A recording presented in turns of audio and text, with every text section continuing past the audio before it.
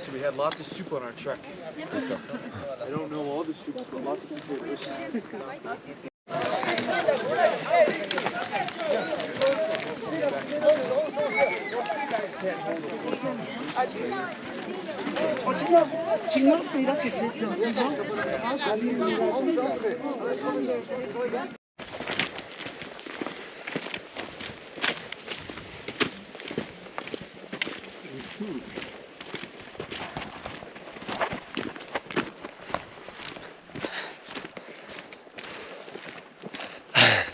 On est drogué. Ouais.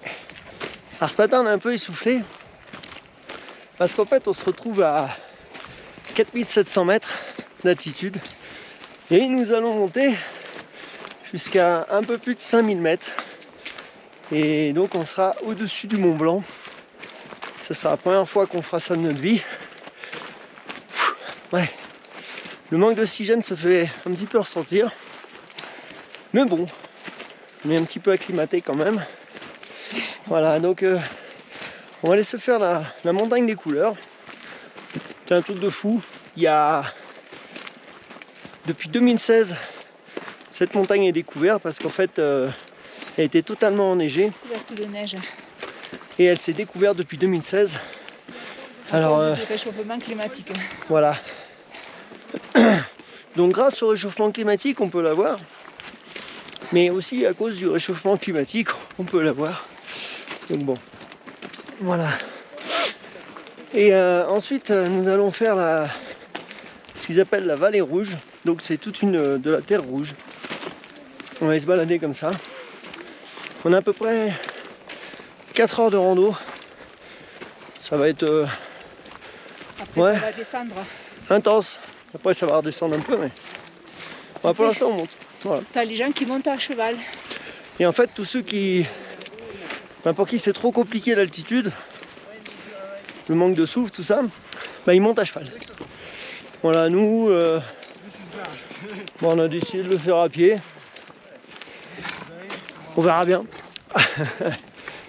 En tout cas, pour l'instant la météo est plutôt avec nous, est plutôt sympa. Et il fait pas super froid. Ah non, il fait bon là. Hein. Franchement, je pensais avoir plus froid que ça. Ouais. Et je commençais à me déshabiller. C'est même chaud là. Bon, on mastique, c'est pas très beau, mais. On a un petit peu de coca dans la bouche. Après, t'en as un peu les dents.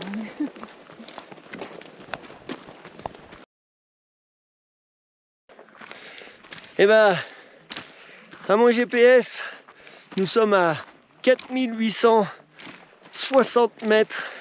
Nous sommes donc au-dessus du Mont Blanc. Waouh, c'est terrible. Waouh, je regarderai plus le Mont Blanc pareil. Tout petit. Il est tout petit le Mont Blanc en fait. Non, je déconne. Dis donc celui-là, il est bien enneigé le Mont Blanc. Ici, bah, c'est plutôt cool. Enfin, c'est plutôt pas cool en fait. Parce qu'effectivement, il n'y a plus de neige. Parce qu'avant tout était enneigé. Il y a moins de 10 ans. Donc ça calme quoi. Voilà. La planète se réchauffe. Nous on randonne. Le monde part en sucette. Mais bon, on va voir ce que la beauté que la nature nous offre en fait. Voilà. Allez, on continue de marcher. Et on était plein à marcher. Là. En fait, il y a beaucoup qui ont rendu l'âme. Il est vrai que beaucoup de gens arrivent sur Cusco, se posent un jour, 2 jours, et attaquent les ascensions comme ça, mais ils sont pas acclimatés du tout. Ce qui fait qu'en fait, bah, ils suivent pas quoi. Ils sont pas habitués. Pas bon. Nous, ça fait plus d'un mois, un mois et demi, qu'on se balade dans les hauteurs, donc on est beaucoup plus acclimatés. Franchement, ça aide.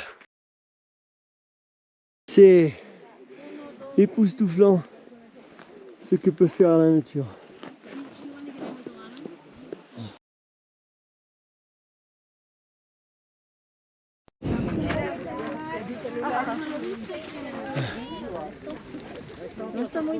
Nous sommes à 5060 mètres d'altitude. Ouh.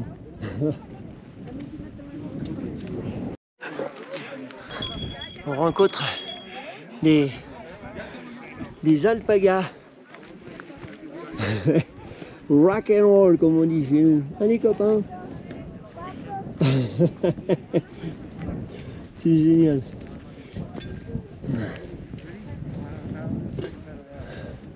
Et nous allons finir la montée.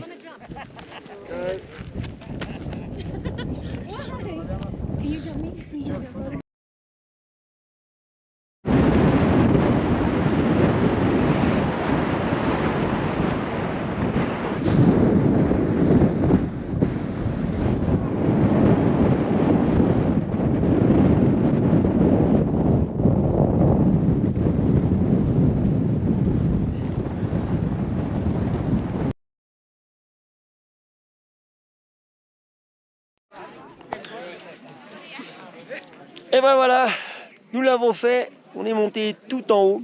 Alors je me suis un peu trompé sur les altitudes tout à l'heure. Là-haut en fait on était exactement à 5036 mètres. Waouh, c'est grandiose. Franchement, il n'y a pas d'autre mot parce que nous en tant que Français c'est vrai que on n'a pas du tout de montagne aussi haute. Alors là c'est top et regardez. Ces couleurs à chaque fois, c'est vraiment grandiose. Il manque un peu de soleil. Ouais, il nous manque un peu de soleil. Mais quand tu vois même au fond là-bas, c'est... On avait peur de ça. Mais les jours suivants sont carrément pires. Donc c'était là ou là. Et ben voilà, on y est. C'est franchement top.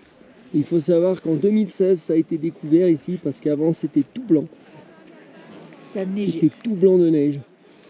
Donc imaginez-vous un peu, le réchauffement climatique est bien là quoi. Hein.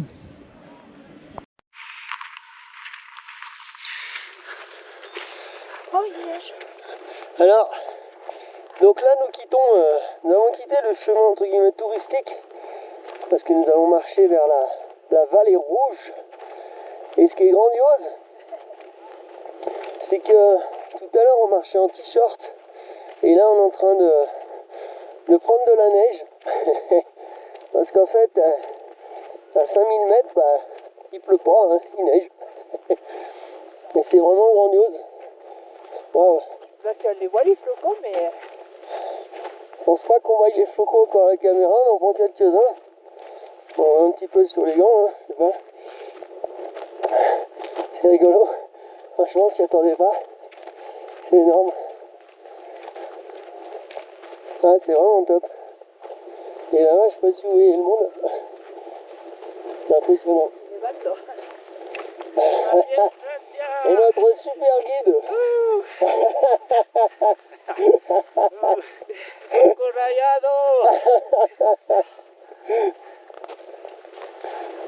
Parce qu'en fait, on a un guide et il est vraiment top. Bon, moi, comme d'hab, je comprends rien à ce qu'il dit, hein, mais franchement, il est cool.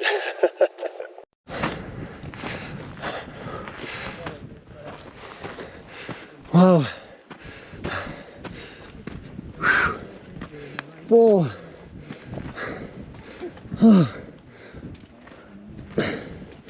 Oh, ces couleurs.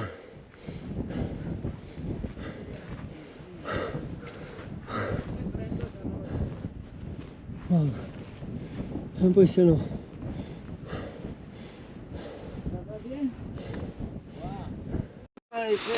Voilà.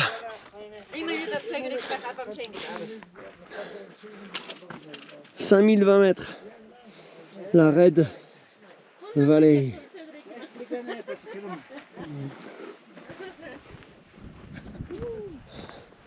Regardez ça un peu.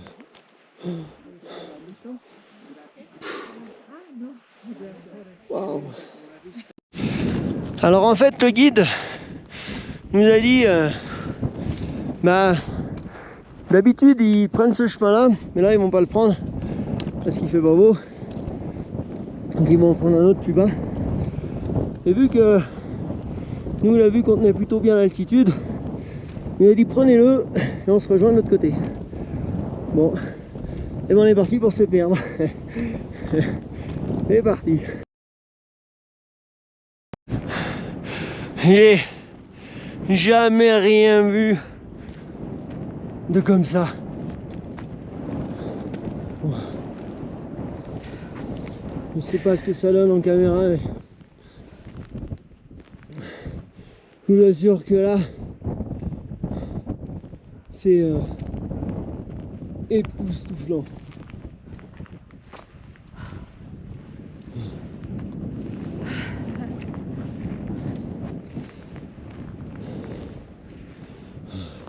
Et on va monter tout là-haut. Et nous sommes que 3 sur le chemin. C'est... Waouh.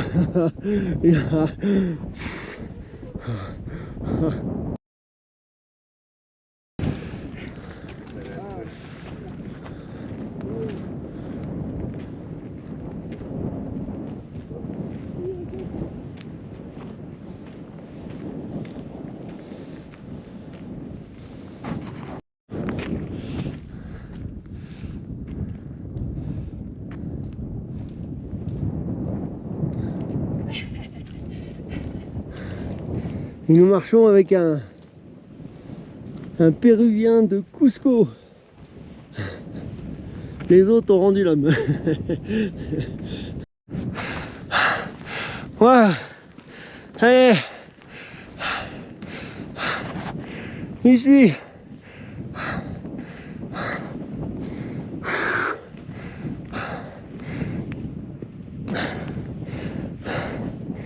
Au Mirador. À 5069 mètres d'altitude. Waouh! Et je suis seul au monde. C'est énorme. Waouh! C'est démentiel. Et Marie qui arrive avec le Cusconien. Yeah! Woo! Hey, hey! Yeah! 5069 mètres. Y están nevando. Et on a la neige. Regardez, au loin c'est bien noir. 5069, t'es plus haut que là-bas. Combien? 5069. C'est énorme. La neige et tout. Waouh! Et tout à l'heure on montait en t-shirt. Là je vous assure que j'enlève pas le pull. La vallée rouge. Waouh! Alors, je vous accorde que avec un peu plus de soleil, les couleurs auraient été 1000 fois plus explosives. Mais nous, à l'œil nu déjà comme ça, franchement, c'est grandiose.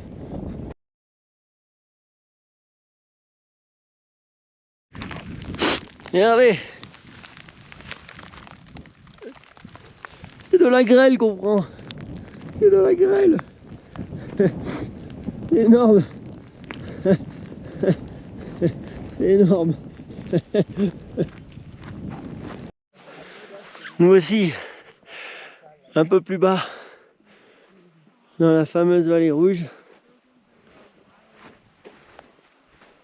Et avec beaucoup de vert aussi. Énormément de couleurs. Et là nous avons des moutons. Moi je vous dis qu'on est seul au monde dans un paysage totalement grandiose.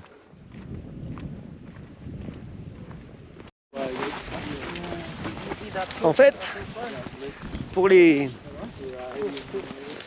couleurs d'ici, il y a le plomb, il y a le fer, il y a le quartz et il y a le cobalt.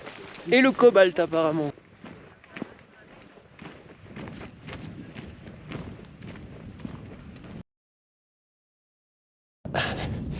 on peut apercevoir un troupeau d'alpagas.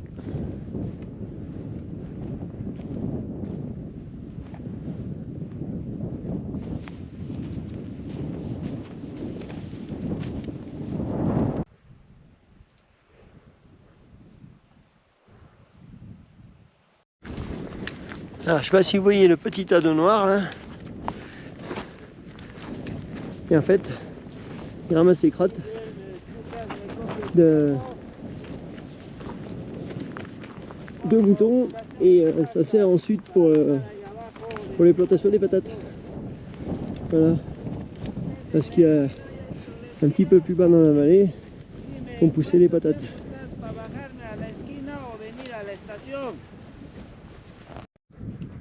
que des fois, quand je les pose sur les seaux,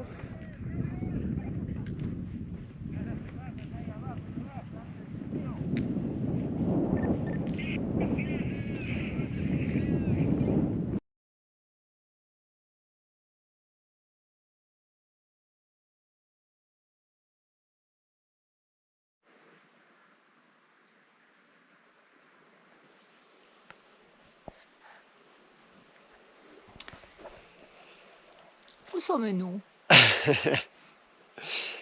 Eh ben, c'est très simple. Nous sommes en direction d'Urquillos. Ce matin, nous avons pris un petit collectivo qui nous a emmenés à Chinchero. À Chinchero, ouais, pardon. À Chinchero, donc au départ de Cusco. Et là, donc, on va marcher dans la vallée sacrée des Incas jusqu'à Urquillos. Et de là-bas, normalement, si tout se passe bien, on devrait reprendre un collectivo direction Cusco. Voilà, il fait une super belle journée. On était à 3005 je crois. Et on devrait perdre 1000 mètres d'altitude. Ce qui fait qu'on ne devrait pas avoir froid aujourd'hui. Et un grand soleil, c'est super top. Donc on a mis le... parce que ça cuit quand même. Les UV sont assez ardus ici. Il pèle du crâne. Ouais, voilà. Mister. Ouais. Depuis le matchou, en fait, j'ai pris un... Oui. Ah bon, coup sur la tête. Alouette. Alouette. Allez. Allez, go.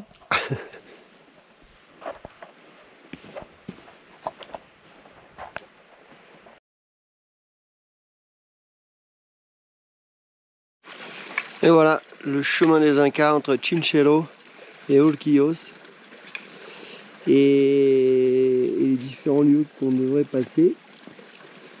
Donc pour l'instant, on nous a pas raquetté. Mais à mon avis, à un moment donné... Mais bon, on verra bien. Et là, en fait, c'est des champs de patates qu'on voit. Patates d'altitude. Petite cascade au détour de notre petit chemin qui est vraiment super agréable.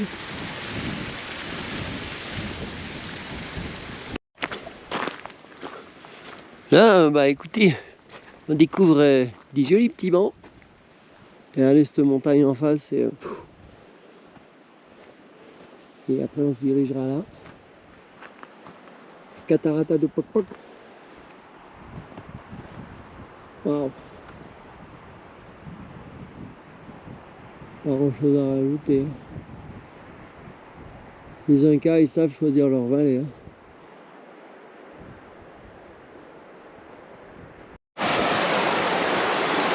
Bon, sur cette rando, on devait faire un petit crochet, voir une belle cascade, soi-disant.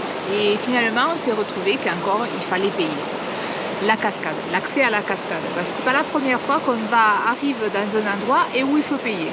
Et je suis contre le fait de payer dans ce système-là parce que, en fait, il y a deux prix. Il y a le prix local pour les gens qui habitent ici et le prix touristique qui est le double du prix local. Voire plus. Donc moi je m'y oppose totalement. Donc on a suivi la route normale et on est arrivé pratiquement au village. Parce que ici tout est payant.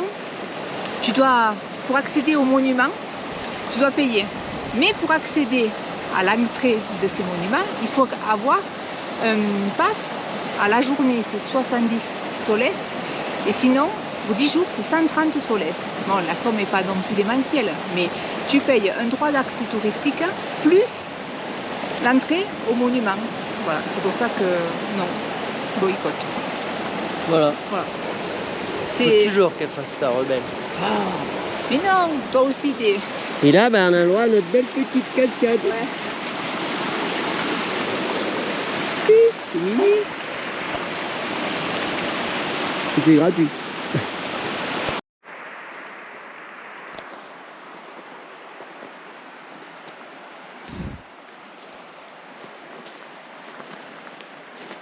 Un cactus avec figue de barbarie, hein. D'ailleurs, il va y en avoir pas mal. Alors je vous avoue, j'ai toujours pas goûté. Mais je pense que ça va pas tarder parce que il y en a pas mal ici qui les vendent et qui les épluchent aussi surtout. Alors en fait, c'est très rare les villages comme ça. Depuis qu'on est ici, la plupart du temps c'est très regroupé, c'est rarement étalé, ou alors vraiment dans les montagnes. Et là c'est très vert et franchement ça nous rappelle vraiment la Réunion. Il y a pas mal de petits villages comme ça, très étalés en fait. Enfin, c'est Étendu. très étendu. Étendu.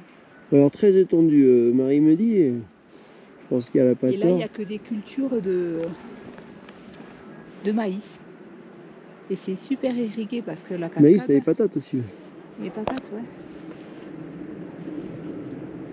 Et c'est alimenté donc par toute l'eau qui coule de là-haut et qui est bien irriguée. Ouais. Ouais. Alors là, on voit bien le système d'irrigation. Hein. C'est toujours la beauté des paysages. Alors ici, il y a des tuiles. Alors en fait, on adore ce petit village, qui est d'ailleurs pas petit, hein, mais il est vraiment typique. Et là, par exemple, on est sur un des axes principaux. Donc depuis tout à l'heure, on n'a vu qu'une voiture. Voilà.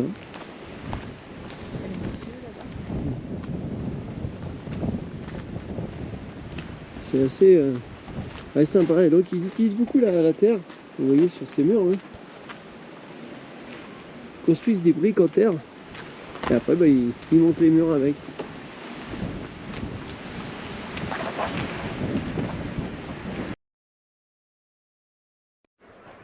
Après avoir quitté Urquillos, nous voici au village de Huelabamba où que nous allons traverser pour arriver sur la route principale. Mais cette fois-ci, la vraie, c'est un national en fait. Là où les voitures, les vraies voitures. Voilà, là où il y a des voitures. Et ce qui nous permettra de normalement pouvoir récupérer un collectivo.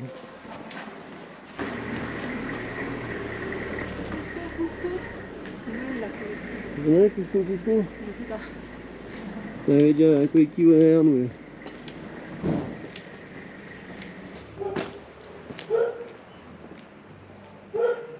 J'ai belle vue sur les montagnes derrière. Hein.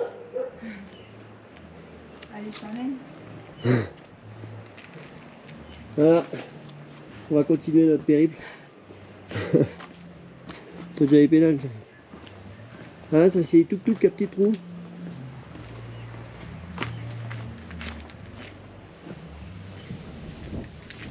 Bon, celui-là, il était pas frais. Hein.